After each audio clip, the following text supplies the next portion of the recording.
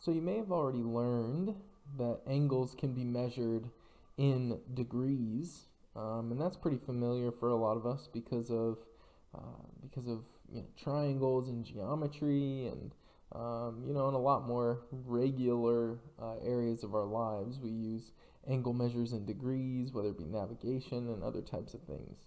But when you're working with trigonometry, there's another angle measure type, and it's done in radians. And so the big question of this video is honestly, what is a radian? And so hopefully this video helps you understand what a radian is. And then after that, we'll talk about how to draw angles in radians. And that's basically it for this video. So what is a radian? So essentially, to figure out first what a radian is, you want to start with a circle. So I've drawn a circle over here. And a circle has a radius, and the center is at the origin. And so here's our center of the circle, and you can see the radii that I've drawn in. Now a radian is an angle measure, so theta, being my angle, is measured in radians. And I'm going to say theta is 1 radian, and it's going to be 1 radian when the arc length that the central angle that I've created here, that theta, the arc length is the same distance as the radius. So essentially you have 2 radii that create an angle, and when that angle creates an arc length that is the same measure as the radius, then theta is 1 radian. And so it's a little weird to think, but 1 radian is actually kind of a large angle. Not, I guess maybe large is relative, but it's larger than 1 degree, right? 1 degree is a very small angle, but 1 radian is bigger because it's that angle that creates the distance of the radius around the outside of the circle. And it doesn't matter what the actual length of the radius is, because the radian would still be the same. And so it's all proportional to the radius. And so let's just take a look at this picture. Think about it. This is 1 radius distance around the arc. Then about that much would be another radius. And then about that much more would be another radius. So you have like 3 radians before you even have gone halfway around the circle. Then you maybe have 4 radians, probably come to about 5 radians, and then you'd have 6 radians, and you need more than 6 radians to make it all the way around the circle. So 6 and some change is what I like to tell my students. The question is, why is that? Okay, and so let's take a look at this. What else do you know goes all the way around a circle? Well, the outside of a circle is also called the circumference. And one of the things that we know is that the circumference is found by doing 2 pi times the radius. And so let's just say the radius is 1. So then the circumference is 2 pi. Well, how much is a full revolution in radians? 2 pi. How much is a full revolution if you actually just say estimated pi and called it 3.14? Well, 2 times 3.14 is roughly 6.28. So once again, a full revolution is all the way around this circle, and in radians it's 2 pi radians, or 6.28 radians if we were to estimate it, and that's where you can see the 6 and some change. So a radian is an angle measure that creates the distance of the radius on the outside of the circle. That's a radian. Kind of confusing. It takes a little bit of getting used to, but take it from me, if this is the beginning of your trigonometry journey, you're going to like radians by the end of your journey. That'll be a little bit tough to work with, but once you get used to them, you're going to be okay. So let me talk about some kind of interesting things about radians. Maybe not interesting, but I guess some maybe values that are important that we see a lot. So your initial side is right here, and that's 0 radians. when you go all the way around, that angle measure, as we just talked about, is 2 pi radians. When you just go halfway around, think about it, halfway, what's half of 2 pi? Right? Half of 2 pi would just be pi. And if I were to ask you what's half of pi, hopefully you would say 1/2 pi, or as you may hear other people call it, they may call it pi halves, so pi divided by 2. And then if you look about how we're counting, each quadrant is 1/2 pi, so here's 1/2 pi. Then in red you have 2/2 pi, or pi. Then you would have 3/2 pi if you went all the way to the third quadrant. So it'd be 3 pi halves. And then all the way around would be 2 pi. And so one of the things that is helpful to notice, especially in radians, and this is why people struggle with radians, is they don't like fractions. But I believe in you. I know you can do it. So if you take a look at the first quadrant is between 0 and, right, theta is in between 0 and pi over 2. The second quadrant is in between pi over 2. The angles in there are in between pi over 2 and pi. The third quadrant, the angles are in between pi and 3 pi over 2. And in the last one, you can see it, the angles are in between 3 pi over 2 and 2 pi. Now, why am I bringing this up? Well, because at some point you're going to need to know what quadrant is, say, for example, something like 5 pi fourths, right? What quadrant is that in? Well, when you get used to radians, you start looking at it in terms of the fractions that it's in between. So 5 pi fourths, I kind of don't look at the pi at the moment, and I just say 5 fourths. Is 5 fourths in between 0 and 1/2? Because if it were, then it'd be in the first quadrant. Is 5 halves or 5 fourths, excuse me, is it in between 1/2 and 1?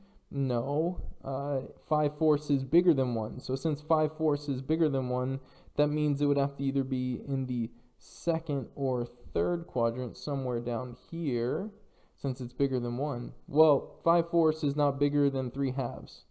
And so that means it's in the third quadrant here. That's where 5 fourths would be. And so the reason I start looking at that is I start looking at fractions, and I start saying to myself, okay, what fraction is that in between? Where do I find that?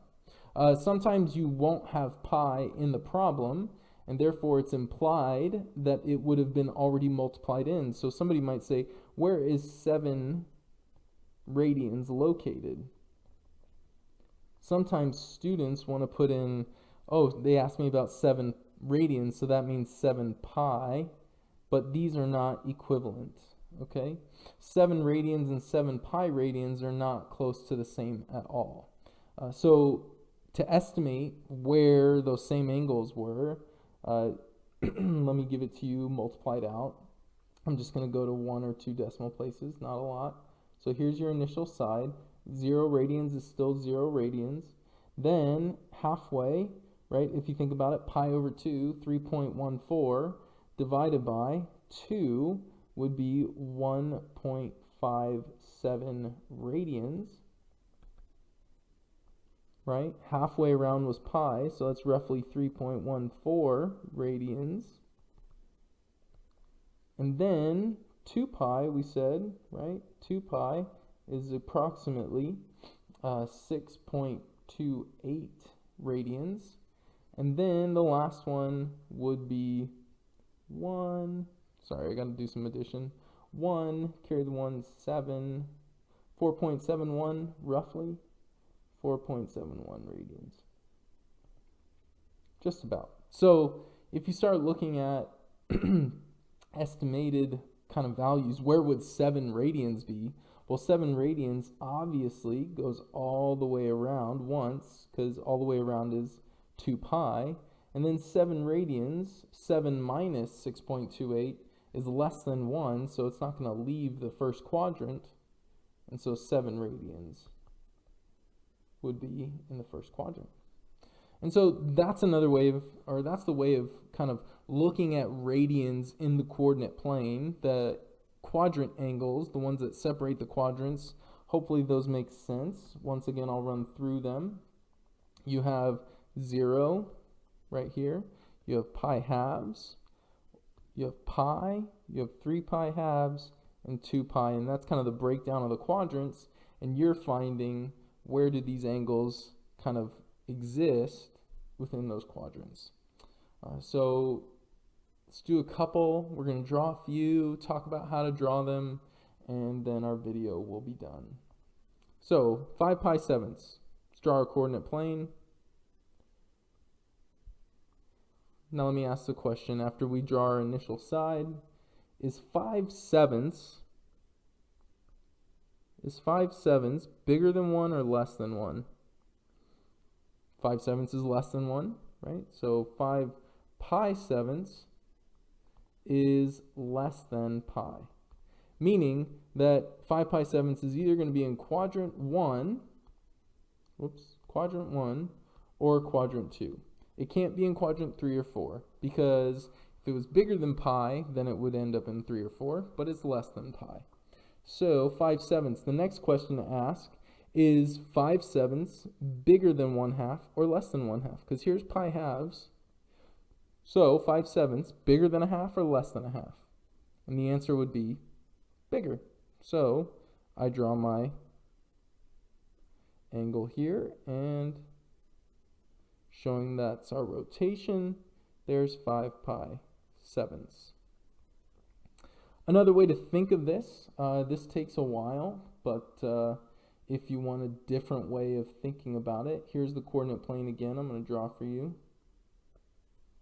And we know that from there to there would be 1 pi, correct? And here's 0. Then if we wanted to, we could break up the pizza slices into sevenths. So then there's 1 seventh, 2 sevenths, 3 sevenths, 4 sevenths, 5 sevenths, 6 sevenths, and 7 sevenths. Got a little off there, but you kind of get the idea. So the first half would be broken up into sevenths. So if you wanted, you could kind of picture it that way. 3 sevenths, 3 pi sevenths, 4 pi sevenths, and then you get to 5 sevenths. So with that, you can kind of break it down into fractions, into its smallest one, and then kind of just add an equal amount along the way. Takes a little bit more time and effort, but it still works and gets you into the right quadrant. All right, so let's try another one. Let's go negative. So we're going to draw our coordinate plane. And now we're asking the question, okay, what does negative mean? Negative means we're going to go clockwise. So here's our initial side. And then once again, I'm going to ask the question. I'm not looking at the negative, I'm just looking at 10 sevenths. I'm going to ask the question, 10 sevenths, right, 10 pi sevenths, is that greater than 1 or less than 1 pi? And I would say that that's greater than pi. So now the question is how much is left over? So to think about how much is left over, we just do some subtraction. So 10 pi sevenths minus pi. If you wanted to get a common denominator, we can multiply by 7. So that would be 3 pi sevenths. So you're going to go 1 pi, which is halfway, and then 3 sevenths more. And if you look at the last example, you'll know that 3 sevenths doesn't leave that quadrant because it's less than 1/2. So negative 10 pi sevenths ends in the second quadrant. If you really wanted to, you could do the kind of pizza slice thing with sevenths all the way around, and that can make sense. Let's do one more, but now let's notice that it just says 5 radians. So 5 radians meaning not 5 pi. 5 pi would mean this. It would go all the way around once. Whoops, I don't know why I'm going that direction. So 5 pi would go that way. That's 2 pi. all the way around 4 pi, and then 5 pi would end right here. So there's 5 pi. That is not this. This and this are not the same. Okay? So 5 radians, what does that mean? Well, it just means that pi is implied, or it's already been multiplied in. And so what you're left with is 5. So how many, right? What's the measure of getting 5 radian measures all the way around? Where would you end? You would end in the 4th quadrant. Because remember, this was roughly 3.14 radians, and this was roughly 4.71 radians, and all the way around, remember, was 6 and some change. And so 5 radians just would end in the 4th quadrant. Okay, that's radians. We do a lot of stuff with radians throughout the year, but we should be able to also go back and forth between radians and degrees. And so the last thing that you might want to think about is, if I have pi fourths, and I say to myself, you know what would this be in degrees? Because this is in radians. I'd really like to know the degree measure. What would it be? All you've got to do is multiply by 180 over pi, kind of a proportion there. Just multiply by 180 over pi. The pi's cancel out. And then 180 divided by 4 would equal 45 degrees. So we multiply by 180 over pi to go into degrees. If you are like, no, everything you said makes so much sense, I love radians, it's my new favorite thing, so now I'm going to take all my degree measures and I want to move them into radians. Well, to do that, say let's take, I don't know, you pick a number. Let's go 90 degrees, right? And I want to move that into radians. I just multiply by the reciprocal of this, so pi over 180. So whichever one I want to go into, that goes on the numerator. So I want to go into radians, so pi represents those radians as halfway around, and as 180 degrees represents degrees halfway around. And so then 90 and 180 reduce, that becomes 1, this becomes 2, and it would equal pi halves radians. And so that's the way we can go back and forth between the two. And you may want to convert radians into degrees as you practice, but at some point you won't want to be able, you don't want to have to do this. You want to be able to just understand what radians are and where they go. All right, have a great day.